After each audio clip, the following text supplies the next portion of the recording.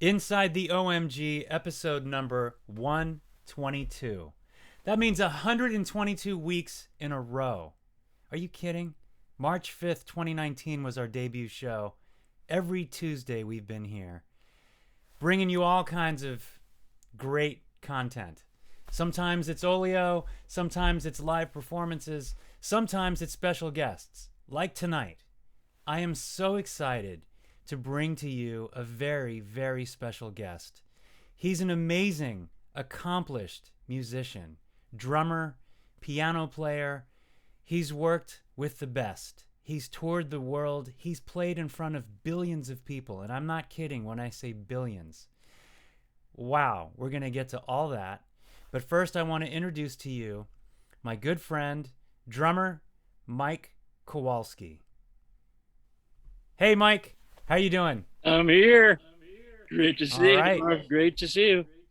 Good to see you. I'm so glad you could be on the show. I really appreciate you taking time out and sharing your story with us and our viewers. And there might be a time during the show where people can ask questions in the comment section. So I'll read them off to you as they come in. And so that'll be a little segment we do as well, where we can, answer some questions, some viewer questions.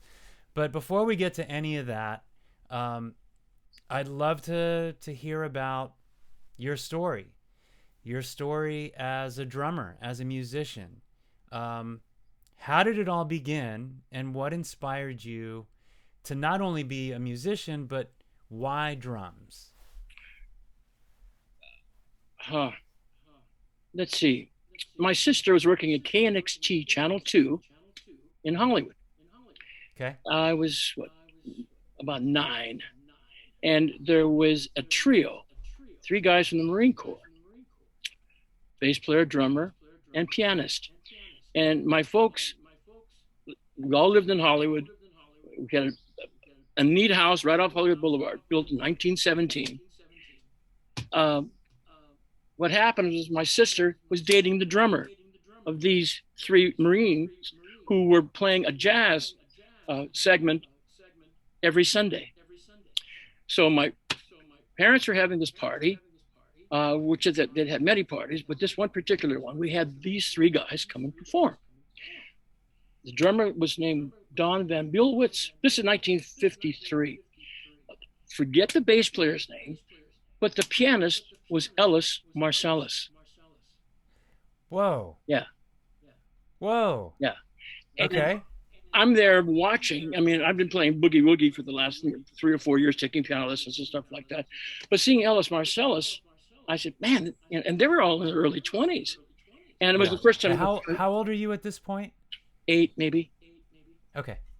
But it was the first time I've seen drums set up in our den where the piano was. And after seeing that, I have, as a matter of fact, I have this little drum here. Hold on, I'll show it to you. Sure. This is exciting. So Mike is streaming from his home, and originally I'd asked Mike to come on to the show if he could actually come to the studio, but he was like, let's do it remotely. It'll be much easier, and this way is great because you can pull all kinds of memorabilia, and you didn't have to drive it over here. Instead, you can just like pull it off your wall and show it. So, okay, go ahead. This little drum that I've had, that my folks had probably before I was born. I was probably a Catholic mistake because I had an older brother who was 18 years older than me, another brother who was 15 years older than me, and my sister who was 8 years older than me. But my oldest brother, Frank, loved jazz. Zoot Sims, Oscar Peterson, Art Tatum, the whole thing. So I was listening to all of his records. So I would play all those records, but I had this little drum, and I had 2 hairbrushes that I'd cut off the handles, and I'd go to an Oscar Peterson trio record, or Red Garland, or Hampton Hawes, and I would just play time. Just play time with those hairbrushes, and I got fairly good at it. And my older brother Frank at the time was working as a dialogue director on Dragnet. Okay. And, Jack Webb was a major, married to Julie London, loved jazz. They came over one time. My parents invited them over, And my brother Frank said, play some piano, play some boogie woogie.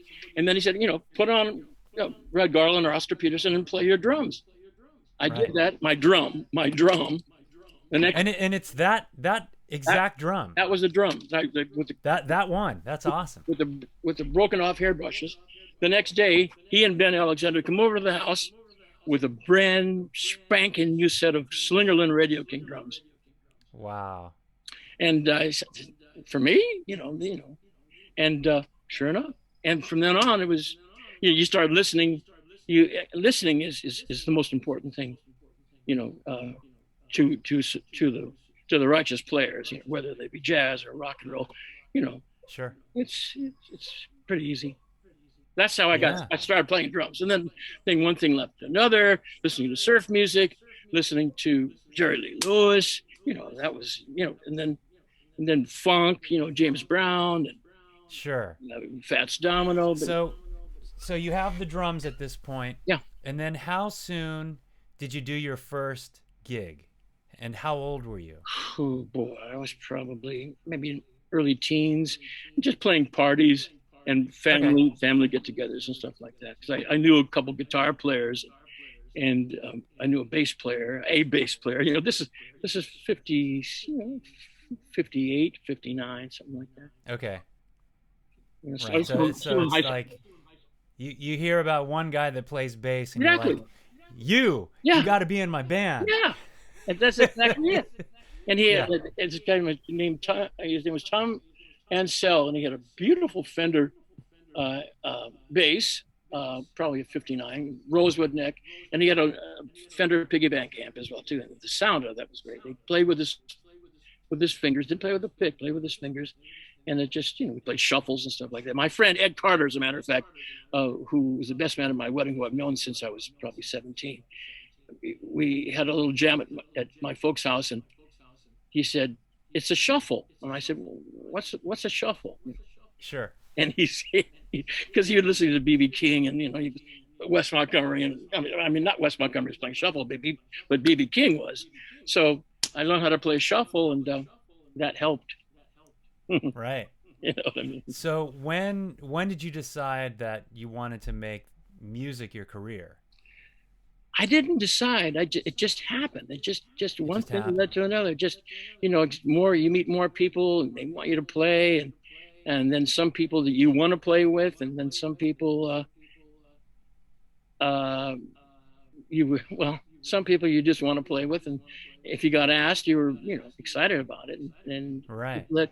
As the years went on, after Hollywood High, I was just playing gigs, just not club gigs. I didn't start playing club gigs till I was probably maybe 17 or 18. But I had to have a fake ID because they wouldn't let me in.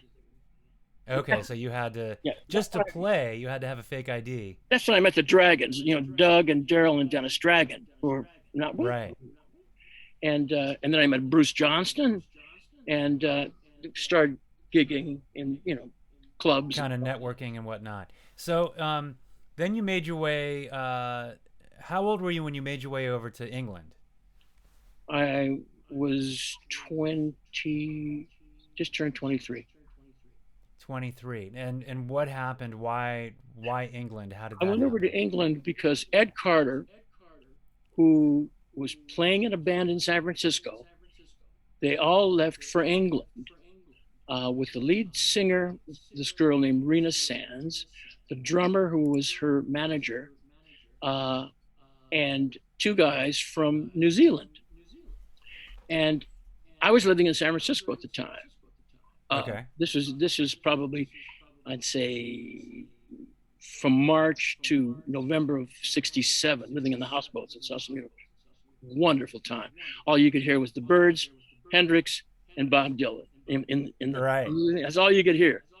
But anyway, after January 1st of '68, I emailed Ed. Forget it. I called Ed. I said, "Ed, what's going on up there, man?" He said, "Come over," because their drummer was going back to New Zealand. So that's when I went over to England in '68 and joined his trio. It was a power trio. Gary Thane was a bassist, who later went on to play with Keith Hartley and Uriah Heep. Okay. and we played the whole circuit, you know, the Marquee and uh, really great clubs. You know, that's where I met my wife. Right. So, is your wife from England originally, She's from or? Kent. She's born and raised in Faversham, Kent. I met her at in London Okay. at our bass player's flat, and Okay. one thing led to another, and here we are, 52 years later. Congratulations. That's awesome. That's awesome.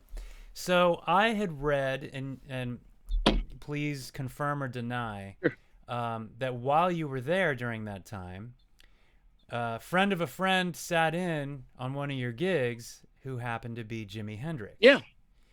And at that point, what year was that? And was he already Oh yeah.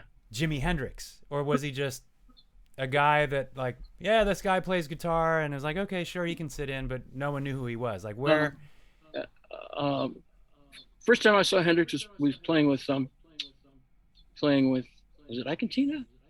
No, Little Richard. He's playing with Little Richard at Ciro Okay. in Hollywood. And I said, Okay. this guy, big tall guy playing left-handed. This was 65, right? But I think that I didn't know exactly when he went over there, but probably either within the next year or two. And he got to know my friend Ed Carter, who's a fine guitarist, fine. Played like Wes Montgomery, played like Albert King, you know. I mean, so Yeah. what a great combination, you know what I'm saying? But they became friends, and we were playing at the Speakeasy, and Hendrix was there, and came and sat in with us. It was very cool. I think it was before Woodstock too. Woodstock. Okay. Wow. It was Woodstock was 69, and I think this was around March of 68. 68. So did he sit in for like a few songs, or was it like just one song? One blues, one shuffle. Okay. It was great. How awesome. Yeah. How fun. Yeah. All right. So you meet your soon-to-be wife. Yeah. And at what point do you come back to the States? And what happens? What's kind of happening at this point when you're heading back over to L.A. or to San Francisco, rather? Actually, we came back to my folks' house in Hollywood. That was probably around April, maybe April or May. And within a couple of months, I get a call from Bruce Johnston saying the Beach Boys are looking for a percussionist, drummer, bassist, and keyboard player. So, and you know, they're auditioning at the Moulin Rouge, which is right 5 minutes away from my folks' house, right on Sunset Boulevard, across the street from, God, what's the name? What's that? I'll think of it in a second. Anyway, so we go down there and audition. This is Doug Drag, and people think it's Daryl, but it wasn't. Doug was the one. Daryl had already been playing with them before, doing some studio. Okay. But it was Doug, Ed, and myself that auditioned along with the horns. Okay. Yeah, and Carl and Dennis hired us, really. And Love wasn't there. Al was there, and of course Bruce, and we got hired, and that was the beginning of the Beach Boys. I mean, it was a gig. I mean, it was like, you know, my wife was just my soon-to-be wife was just coming over from England, so you know, you had to eat. So I was very thankful. Right. So what was the first gig with the Beach Boys? Do you remember, like? It was a tour. It was a tour of the East Coast. I remember vividly. We played Atlantic City a couple of times. Have you been to Atlantic City? I have not. Atlantic City. Well, it's not the same as it used to be, but it was a major theme park right by the ocean. Right. And so, and all the big bands played there in the 30s and 40s as well too. So I was jazzed to play there because I love to play those places that Tommy Dorsey played at, or Roseland in New York or something. But so that was probably one of the first gigs that I can remember. But there's a little story to that, because I remember limos and the whole 9 yards with the whole band and everything. But this one particular time, we get off the plane, get on the buses, and we're supposed to get in some we were supposed to get a police escort. And this one Okay. particular game, I forget where we we're going, but it was a police escort. And Dennis says, Kowalski, you're riding with me. So, okay, no problem. So we get in the back seat, and Dennis is all over the siren, the lights, and the every little button that he would push. You know what I mean? I'm sitting there watching. Cops loved him. I mean, he was such a charismatic character. Full of Right. life, full of life, and that was the first tour, and the one thing that I remember so vividly, especially about Dennis. So at that point, are you mostly playing Yeah. percussion? And when Dennis would go up and sing, there was a song called "Little Bird" that he wrote along with Stephen Keelan. That he would go up in front and sing, and then sometimes he'd just go up in front to sing certain songs because they're starting to play different songs, different meaning. Well, if you heard "Surfs Up" and Sunflower, there were esoteric sort of songs with strange things. And Dennis was pretty much a meat and potatoes drummer, as I am. But for some reason, they said, Kowalski, play this. And I said, okay, I'll play it. Okay. You know what I mean? Yeah. All right. You do it. Yeah. So, did you start Did you do some recordings with the Beach Boys? Yeah. I know you did a lot of studio sessions with other artists, but so you did some things with the Beach Boys too. Oh yeah. And how was the recording process with them? Did they chart everything out for you, or did they ask you to chart it out and come up with it, or was it kind of like a jam, or like what was the mood like? Well, there was one song called "All I Want to Do" that was written by Dennis, and Okay. produced it, and Daryl and Ed Carter and I played, and Mike Love sang the lead, and it's a serious rocker. And we did it at Brian's house, and that was one of the first recordings that I did with them. That was late. That was November of '68, and Okay. and after that there was, what else did I played on Surf's Up, but Don't Go Near the Water, and there's a bunch of other stuff and some of the live stuff, and then the MIU album. So it's but when you talk about charting, I didn't have too many. I have to memorize it. Carl didn't have that many charts. They did for the horns, obviously, and that's where Daryl came in. Daryl would write all the charts off for everybody who wanted one. Right. Got it.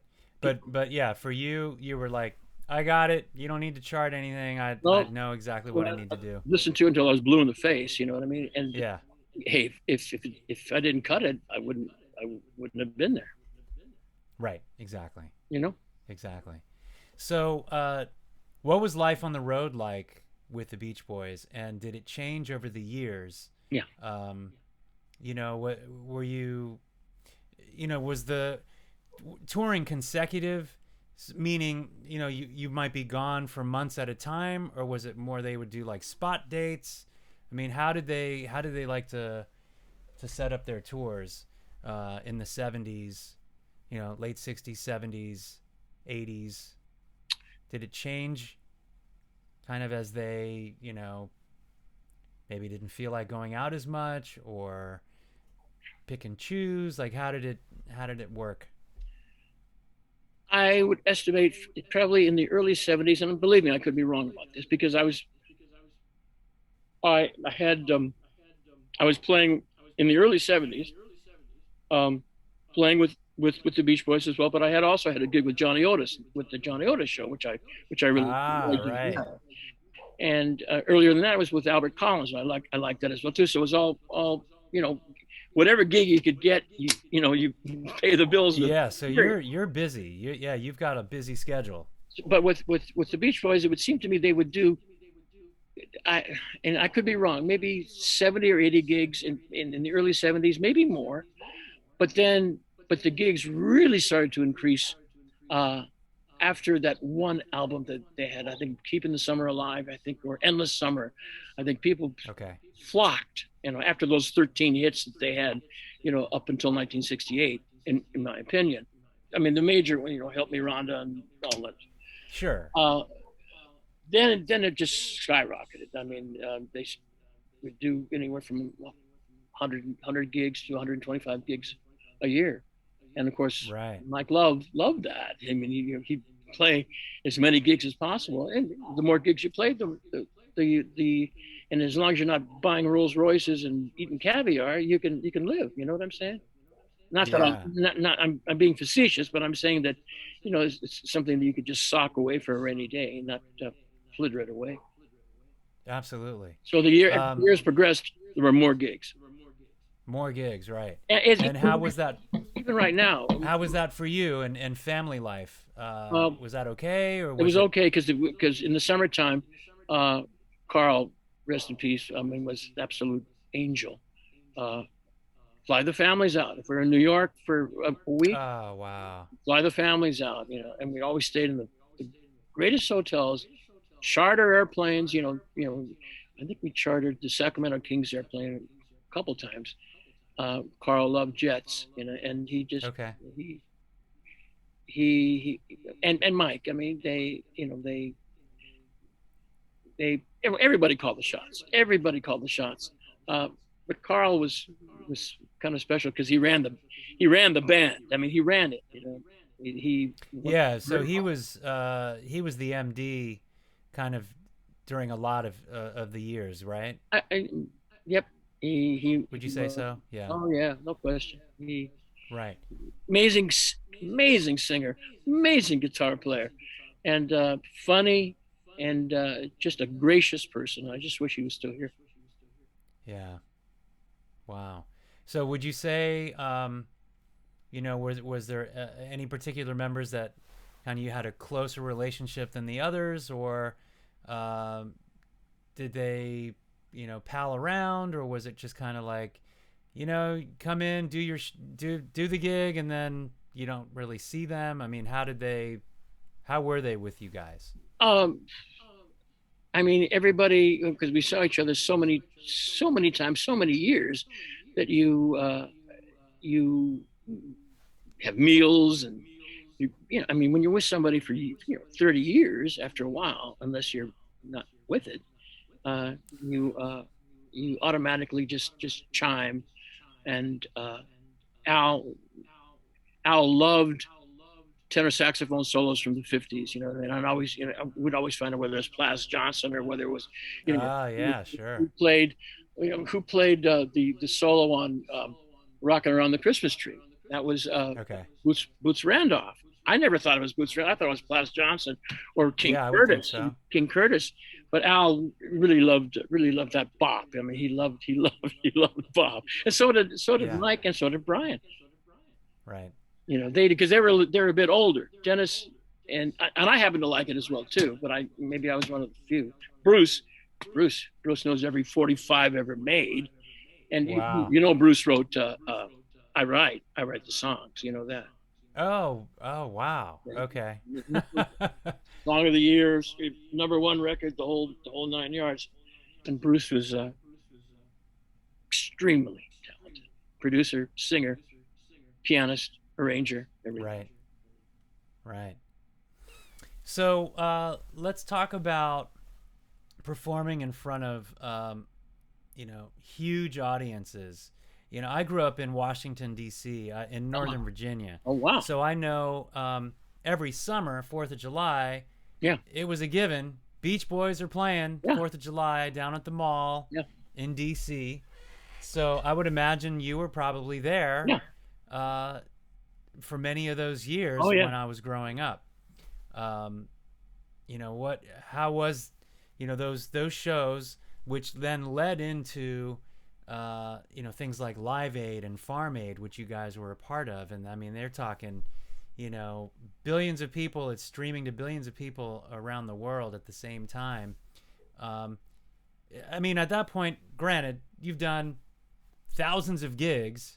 It's just another gig. And is it just kind of like, yeah, it's just another gig, whatever? What's 100,000 more people, or what's 1 million more people? No big deal. Funny, playing in front of 500 people, I would get choked up. Playing in front of, Live Aid. I mean, it's like, you know, that's much easier. I don't get any butterflies playing in front of a lot of people, but it's a small amount of people in a, like a private party, I remember Yeah, like an intimate setting where they're right there with you. then you don't want to make any mistakes. You know what I mean? This is, Yeah. you know, and I remember I said one time we were just ready to play. I forget where it was, but I can remember saying to Carl, I said, Carl, I'm a little spooked. I'm a little nervous. And Carl said, that's good, man. That means you really want to do it. I said, I mean, Ah, you want to be right on the yeah. money without making any mistakes. I said, you're right about that. I felt good about that. And I remember Carl saying, Yeah. so anyway, the smaller the crowd, the more butterflies. The bigger the crowd, hey, no problem. Yeah. No It's all problem. good. Right. Wow. Did you guys do any like pre-show ritual or anything before you'd go out on stage? Like would there be a like a huddle or Oh no, you know, any high fives no. or like, all right guys, let's do this, or Well, it was just that's interesting because that never happened. First of all, no, okay. but what I remember, the first time I saw them at the place called Pandora's Box. This was on the Sunset Strip. This was probably '63. They were wearing Pendletons. You know.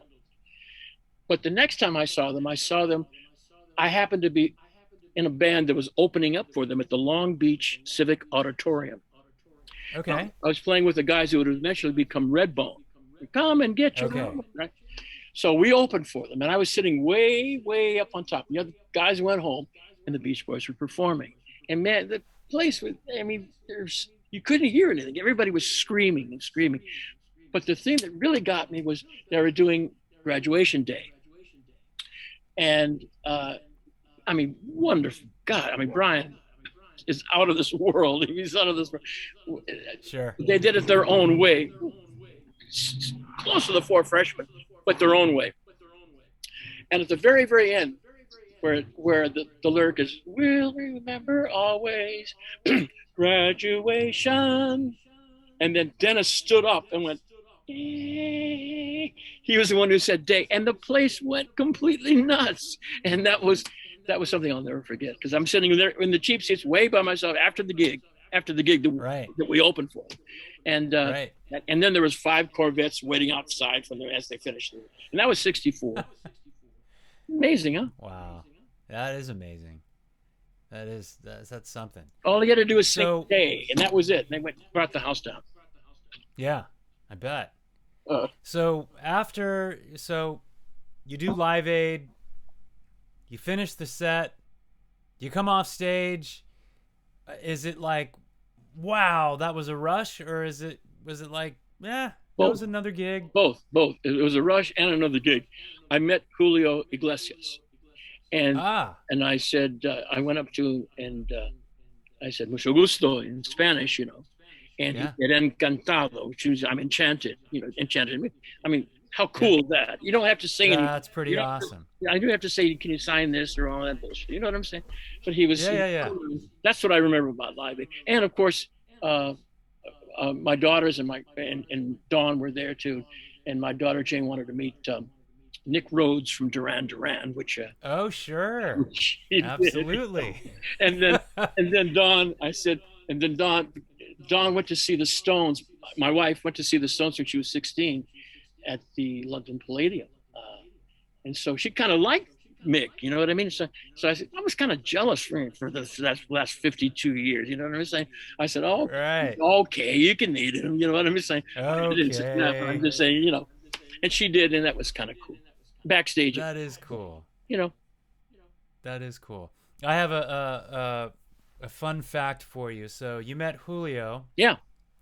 So years ago, I was in one of Enrique Iglesias' Uh-huh. music videos as the guitar player, Oh, cool. and so it was a fun experience. It was great, and he's a nice guy and all that. But what an interesting family legacy there. I mean, it's pretty huge. I mean, having a dad like Julio is no joke. Oh, he's one of them. He's definitely one of them. He's I just sent my friend Bruce a, a video of Michel Legrand and Phil Woods playing one of his songs from Umbrellas of Cherbourg. That Okay. happens to be probably my second favorite movie of all time for me, next to The Godfather. I don't know which is which I'd want to watch more, because both are Right. wonderful movies. And uh, where am I going with that?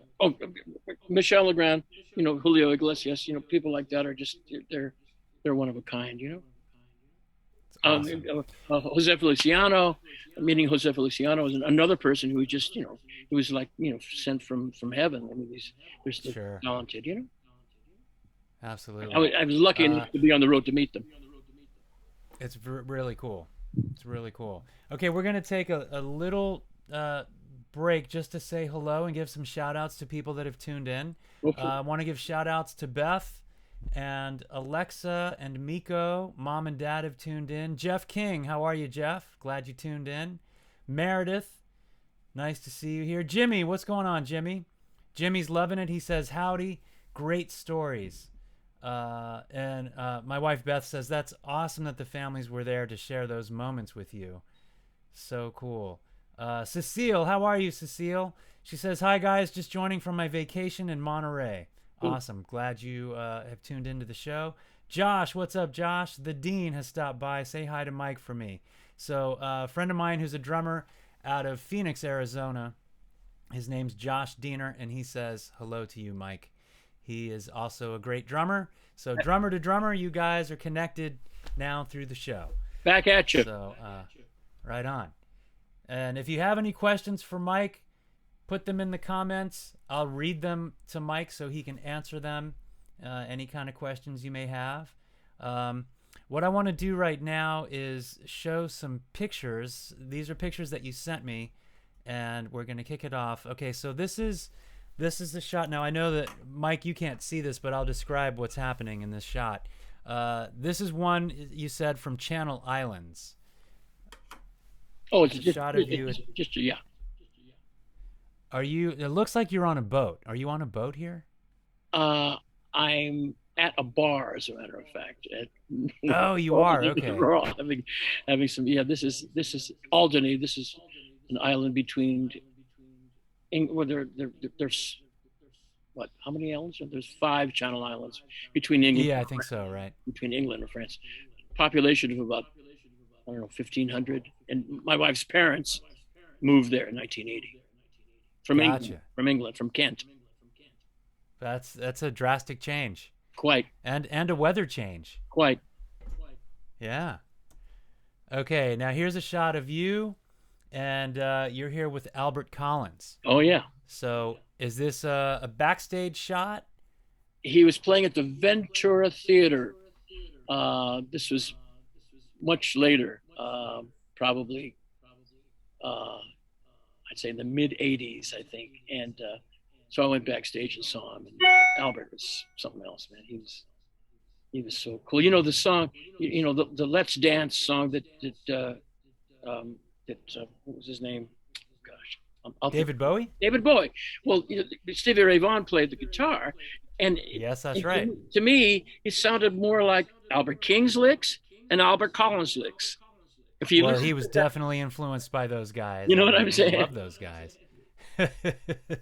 Yeah, I love that track. Yeah, Stevie's playing is really great, but you're right. I mean, it's those licks for sure. And playing with Albert for that amount of time, about a year before I went back to England, because our first daughter Anna was born. So okay, had to. Anyway, go ahead. Yeah, no, that's awesome. Playing with Albert awesome. was a dream. Yeah. So how long were you gigging with him? How many shows? What was that like? Maybe 100, something like that. Wow. A guy by the name of Elliot Ingber, who played with the Mothers of Invention. Oh, sure. I knew Elliot from the old days, and he said, "Come on over to my apartment. I want to play some." So he played me a song called Albert's Alley, and it was straight ahead shuffle. I said, "Man, I said, wow." I said, "I'd love to play with this guy." Maybe 8 or 9 years later, I had the chance to, and I did. So I'm very thankful. Yeah. Okay, the next shot is you. You're sitting behind a white drum set. You've got a red shirt on. Oh yeah. It looks like a promo shot. Yep. Any story behind this one? Was this Uh, were you just endorsing drums at yeah, this for yeah, this shot, or what yep, was yep. happening It, here? it was an endorsement that we got probably in the early '80s after Dennis passed in '83, Okay. because he was endorsed by Yamaha, and that picture that I had here that I was going to show you. Uh, and he gave me a set of Yamahas, which I still have, a black set of Yamahas. Um, this was probably about 4 months before he passed away. We're playing in Rockford, Illinois, and we get there and we see two sets of drums on stage. And usually the drums were rentals, his set, but then they have another set because we played together, and that was usually a rental. And he came over and said, Got it. "Kowalski, come over here, look at these. They're yours." I said, "Are you kidding, Dennis?" He said, he gave them to me. And That's that was so it. That was Dennis and Jack Webb, giving me some drums. I'll take it. I'll take it. I'll take it. Amazing. That's awesome. Okay, last shot is now you're sitting in front of a DW kit. It looks like a black drum set. And it looks like a promo shot. I see your name there, Mike Kowalski with Really? Back to Back Productions, maybe? Oh, that's probably That's right.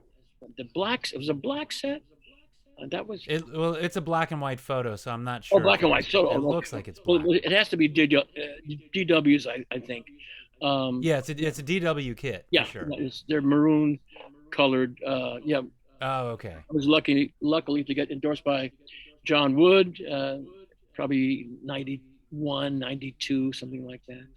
And Okay. that was a promo thing as well too. And Back to Back Productions was our production company that Joel Pesca and I had with the Baxters, with our rhythm and The blues Baxters. jump band, Right. Okay, we're going to get to the Baxters in a second. whatever. We do have some questions for you. Oh. So I'm going to read some questions here. The first question is from Josh. He says, he asks, what's the most awe-inspiring concert moment for you? Oh boy, there are so many. Probably the ones that Carl Wilson would say sounded good. Right. And there's got to be, because I've had a daily journal, daily journal from 81 all the way to 2007,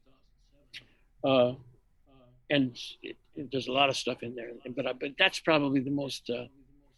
But as far as any gigs were concerned, there's some really great gigs, and then there's some gigs that weren't. I mean, but the ones that Carl complimented anybody on, for that matter. But I loved it. Yeah, that's awesome. But okay, next question. It's a tough answer, but that's the only answer I have, to tell you the truth. Hey, that's the right one. That's the one. All right, so the next question is from Jennifer. Actually, it's from her husband, Sean.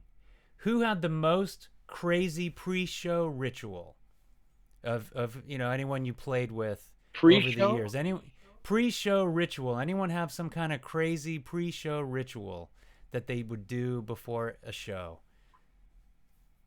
Got me on that one. Okay.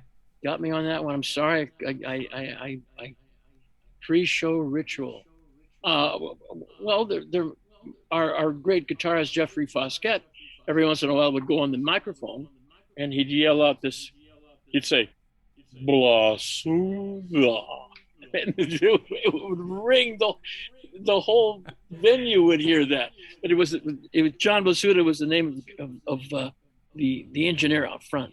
And so he said, the whole place would go crazy. And then finally he was told, "Don't do that anymore, Jeff." But I mean, we're all kind of wacky. I mean, me, yeah, for sure. But if you talk about ritual, that got to be a ritual after he was told to stop doing it. Yeah, it was like every show he's going to do it. Right. Okay, this question is from Samantha. Yeah. Did you ever meet a drummer named Harry Bresack? Is it Bresack or Bresach? Samantha, please tell me. But Harry Bresack, I'm going to guess. From you where? ever met a drummer named Harry Bresack? Well, I don't know. It could be. It depends on where he's from. Okay, so I'm gonna say to Samantha, give us some context, maybe a year and location, kind of what were the circumstances? Okay. While we're waiting for that response, Josh asks, any head tuning or muting tricks? Tricks? No, I would just tune standard tuning, of course, and of course to your own feel. You can't have it too tight because otherwise the sound, when you hear it back, sometimes it sounds tinny. But I think a standard tuning, as long as you feels right, snare, toms. Because I would only use one tom. I'd rather use one than two. I mean, I did use two, but I'd rather just maybe playing, being influenced by the jazz drummers. They just usually use just one tom, unless you're just showcasing and playing all over the place.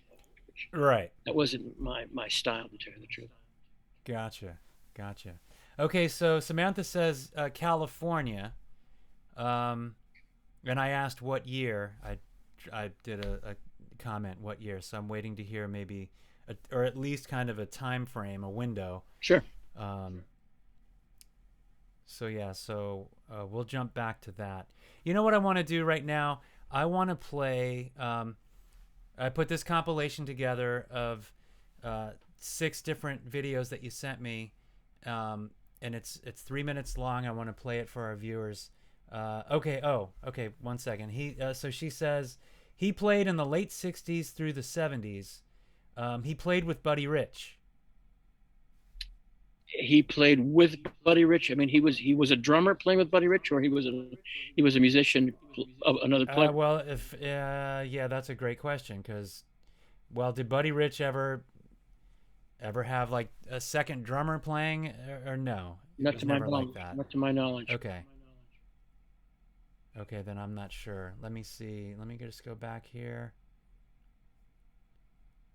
Yeah, or maybe he shared the stage. Maybe that was a thing. Maybe like his group did some gigs with Buddy Rich. Maybe it's that kind of a thing. Could very well be. Could be. Right. I don't remember playing the same bill, or having. Maybe he played the night before, or yeah. Okay. All good. All right, so let's do this. I'm going to play this video. Go. And this is various times with the Beach Boys, and we can talk about those different moments after I play the clip. So here's the clip, and check this out. We'll be right back.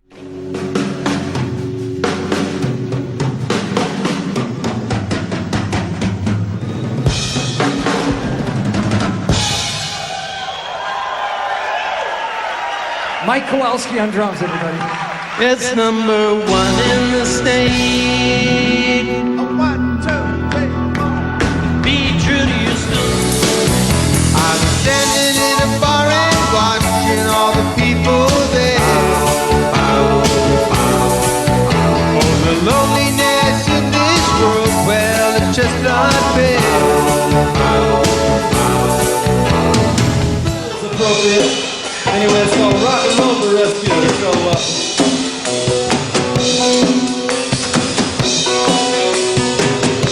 This will wake you up. Gonna get a ticket 'cause I really wanna go. There's a party going down at the rock and roll show. Baby, get ready if you really wanna go. Now everybody's going to the rock and roll show. Oh, because we're hitting the road, here we go. I'm rocking all over the world.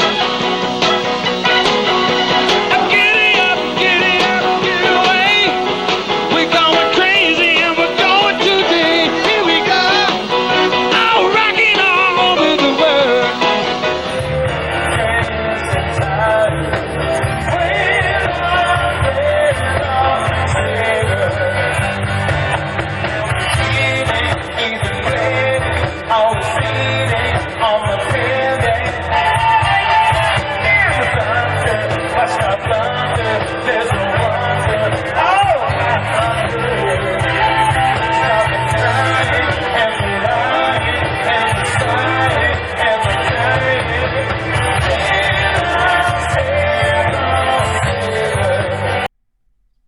right, we're back.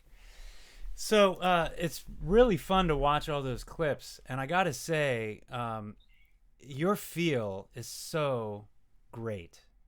It just feels so great when you play, and I always say, as many others, you're only as good as your drummer.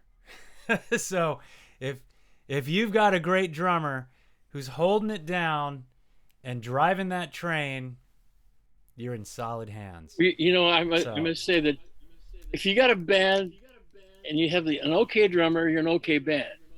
If you got a subpar band, you got a great drummer, you got a good band. You know what That's right. But when I heard you at that festival, I heard you play, and I heard a couple songs, and then then I heard a couple more songs. I said, okay.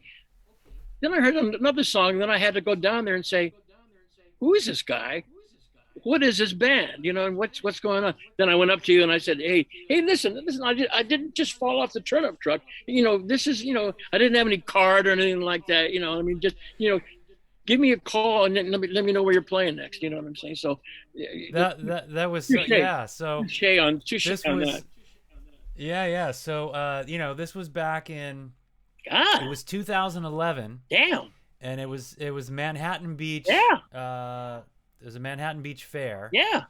And so that so we were in between bass players at that. Yeah. Right at that moment. Yeah. A bass player that we had for 4 years, he needed to move back to Chicago, take care of his family. His dad wasn't doing so well health-wise, so he was like, I gotta go. We still had this gig to play, so we played it as a duo. It was just me and Dee on the drums, and we did it. And I remember, you know, you came up, introduced yourself, and it was just like, okay, and you're like, just Google me. Google me. Here's my name. I don't have a card.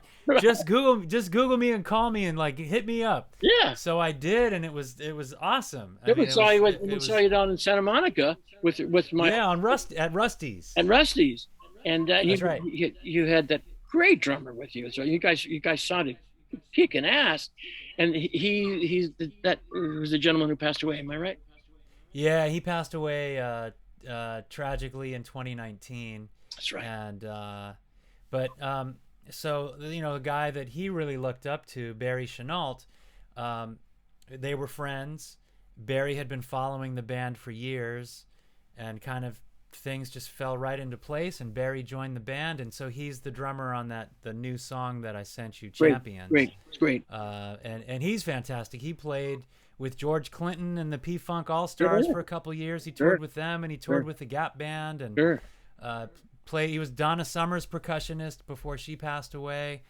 So, you know, a lot of solid credits. I mean, he's just an accomplished drummer and just a great guy. And so, he's got the feel that you can dig, man. Am I right? Yeah, exactly. And so just, you know, back to watching those clips, it's just like your feel. It's just awesome. And I can see why you played so many years with the Beach Boys, because they were just like, call Mike. Get Mike back here. We need Mike. Well, you know, listening to Idris Muhammad is probably my favorite drummer of all time. Listening to Earl Palmer. Earl Palmer did all those Little Richard records. You know, I mean, yeah. And you know, that's, you know, when I heard Earl Palmer and Lee Allen, who did all the tenor saxophone solos, I said, wow, I want to play rock and roll. You know, I mean, I was, but I like jazz as well too. But hearing Earl Palmer just, you know, knocked my socks off. And I said, boy, that one song that I mentioned to you, that All I Want to Do, the Dennis's song that's on the album 2020, I used one of those fills that Earl Palmer used. It's like, you know, the worst thing is like overplaying. I said, oh, duh. You know, most of the time, if I know I'm playing and somebody's going to play a record or a tape, I'm out of the room, because I hate hearing myself play. If I don't know it's me, I can listen to it and then nitpick it to, you know, did I rush here? Did I wait a minute? Did I come out of my fill too fast? You know, drives me nuts. But anyway, that's neither here nor there. Yeah. So we've got some really nice comments here talking about the video clip. We got a big woohoo, and we got groovin', and also, hey, my brother Bronco tuned in. What's up, Bronco? And he says, yes, Mike's feel is amazing. Bronco is also an accomplished songwriter, guitar player, singer. And so, yeah, we got a lot of musicians that tune in and really appreciate you being on here. So this is really great. It's my pleasure. This is really great. Yeah, for sure. So let's talk about the Baxters. Yeah. Let's talk about those guys. So tell me about how that came to be. Why did you call yourselves the Baxters? I think I know why, but go ahead and. Early 70s, Beach Boys wanted another horn section, but instead of taking them from California, we got them in New York. The tenor saxophone player, a guy by the name of Joel Peskin, and we got to be really, really good friends. But he was, he was Sal Nistico and Coltrane and Cannonball. I mean, stone bebop. And I was into, Joe Houston all night long, and Big J McNeely, and all the rock and roll honkers.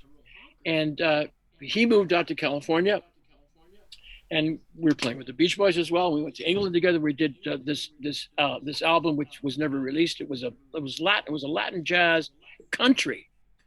Maybe I'll play it for you one of these times. Anyway, you ever hear the song "Hand Clapping" by Red Prysock? Not sure. Well, it's a balls to the wall instrumental jump saxophone lead. Up tempo, dump, dump, dump, down, dump, dump, dump, Oh, sure, absolutely. Absolutely know it. Yeah, So, I just didn't know the title, but yes. Yeah. So I said to Joel, and I got him hip to that. I mean, he was hip to it, but I said, let's record it for Christ's sake. You know what I mean? Yeah. And we did, and we got it to Herb Alpert's secretary, and he said, sign here. And then we did an EP, but then Herb left because he had a hit record called Ride, and he went on the road, and so he left us to the Cannibals, and so we got the train that's going by. Hold on.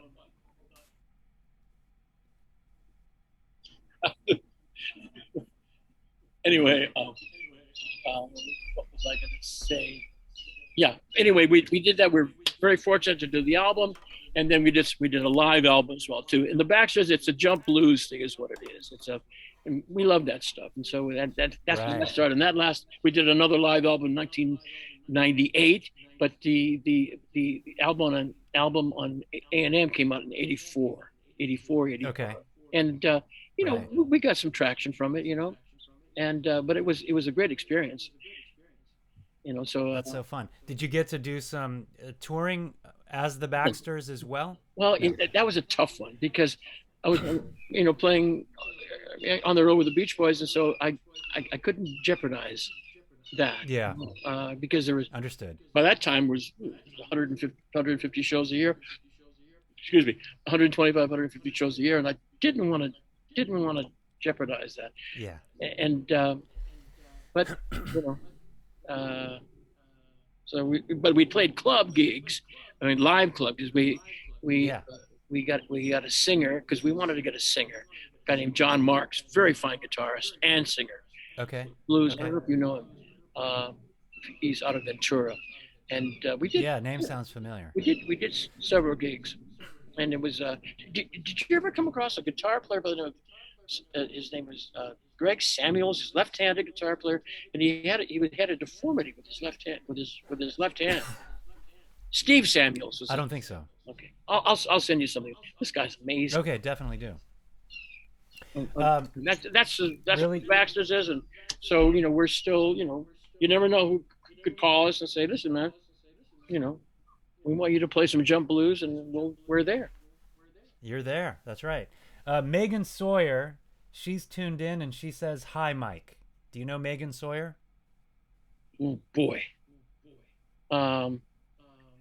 Where would I know her from? I don't know. She just says, "Hi, Mike," with a bunch of exclamation marks, I'm just assuming she may know you, but maybe not. Yeah. She might sorry just be, about that. you know, excited to see you on the show. So that's Oh, all that's good. great. Thank you very much, Megan, for saying that. Yeah. So after the Beach Boys, what how have you been keeping yourself busy musically? What's happening these days? Well, I was playing. I did some gigs with the California, no, with the OC Beach Band, with my friend Chris Farmer, who was musical director of the Beach Boys. We had a little band that we formed together. That and just spot gigs. What else? Playing a little bit with Chris Montez, and because he lives right close by, and Okay. you know, just trying to stay alive. And with this last year, I mean, I had this one girl that we were supposed to have this gig at the Canyon Club. Loretta Jenkins is her last name. We only had like 3 or 4 rehearsals, but right before the gig happened at the Canyon Club, everything closed down. So that kind of so we're just starting to get back up again. My friend Tay Euler, he's coming over tomorrow. We're going to play. Tay is a producer and did film scores, but he also played guitar for Johnny Rivers for about 10 years. And so I've been friends for such a long time, and we're going to get together tomorrow and play. And he's written some really great songs. This band called Eddie Sapien, it was a punk rock band. This was in between Beach Boys. I say 1980, because I got back with the Beach Boys in 1981 for a donkey's years after that. But it was before that, and we're just playing balls to the wall punk rock, straight ahead stuff, which was wonderful to play. Yeah. So Megan chimed back in. She says Mary's here too from Michigan. Oh yeah. All right. Oh yeah. Oh, Mary Thayer. Oh, of course, from Alpena. I haven't talked to Mary in a long time. I'm embarrassed. I should. Mary, I'm sorry I haven't talked to you. Megan, gosh. Oh yeah. Well, Megan is her friend. Sorry about that, Megan. But now I know. All right, we made the connection. This is awesome. Good. Yeah. Good. Very cool. All right, well, we're pretty much at the end of the show. Cool. If there's any more questions, please feel free to drop them in. You've got like a minute to do so. How can people find you and hear what you're doing lately? Do you have a website that you keep up to date, or is there anything that that you want to announce? Anything you're playing this summer? What's going on? Well, once that starts to happen, I'll get word out one way or the other. I'm not on Facebook. I've never been on Facebook. I don't know why. Well, I just, it's one of those things. The privacy thing gets into it. Sometimes, Sure, all good. There's so many reasons, but I can't go into. I don't want to bore you with that. But if that does happen, I will let any person who would like to find out if I'm playing anywhere, I will let them know. Yeah. I mean, definitely let me know. And I'll let you know for sure. I'll do an email blast to the group and let people know where you're at, what's Beautiful. going on, what's new, Beautiful, what's coming up. That'd be great. Beautiful. Beth, my wife, says, "Thanks, Mike. Loved all your stories. Thank you for sharing." Oh, my pleasure. My pleasure. And thank you for taking the time to have me on. Absolutely. Josh says he wants to jam with you. He says, "I want to jam." It's okay with me. Where does he live? Yeah. Well, he lives in Phoenix. That's not far. He's in Arizona. Yeah. It's not far. Yeah. My brother Bronco says, "Thank you for the stories. Could listen for hours." So there's some good ones. I know. So here's another one from Jennifer. "Hey Mike, Sean wants an autographed drumstick from you. How do we get one? How could they get an autographed drumstick from you?" Could I impose on possibly giving you a shot, and I'll send you my address, and then you can send me their address, and then I'll send it. I have a set of 40th anniversary special edition sticks, and I'll Got it. I'll hook it up. Yeah. I'll hook it up. So we'll make it happen. Great. That's awesome. Samantha says she'd love to see you play. So yeah, definitely when you know those dates, shoot them to me, and then I'll shoot them out. And this is gonna be great. Great, all right. Fun party. Great. Fun party. Great. Thanks so much for being my guest. The great Mike Kowalski. Loved having you on the show. Far from it, but so much fun. So much fun. Much love to you and your family. Thanks so much for taking time out of your day to join us here. Really appreciate it. Oh yeah. So my wife sent me a side text. She said, "Oh, us too. 40th anniversary sticks for our living room." Yeah, I'll send you some. I'll send you one. Okay, so we need some too. Well, we need some too. No Awesome. problem. No problem. Awesome. Fantastic. All right, Mike, hang out one sec. I'm just going to say goodbye to everybody. Got it. This has been Inside the OMG, episode 122. Next week, we've got DJ Severe on, who is the Dodgers DJ. He's been DJing all of their games for the past 10 years. Should be an exciting show, talking about his story, how he became the Dodgers DJ. And yeah, so do you like the Dodgers at all, Arif? Are you a baseball fan? Oh yeah, we're huge Dodgers fans. Are you really? Oh yeah. Who's your favorite Dodger? So who's your favorite Dodger? We like everybody. We really like Cody Bellinger. I got Yeah, you. yeah. Well, we'll talk about that later. We'll talk about that in a sec. All right, go Dodgers. All right. Yeah. But thanks so much for tuning in. I'm leaving you with Champions. Have a great week. See you next time. Inside the OMG. Love you.